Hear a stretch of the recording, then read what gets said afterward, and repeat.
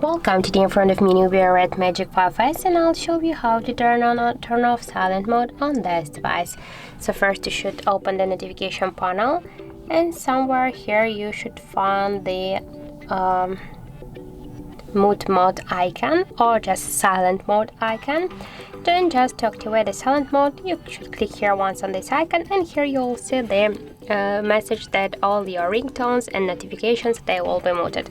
And by this way you can see that we just activated the silent mode on your device.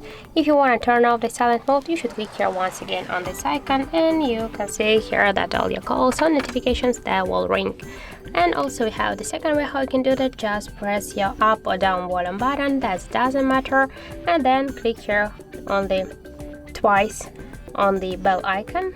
All your calls and notifications, they will be muted. That means that we activated the silent mode, and just to turn it off you should click here once again on this bell icon. So that's it. Thank you for watching, and if you find this video helpful, don't forget to leave a like, comment and to subscribe our channel.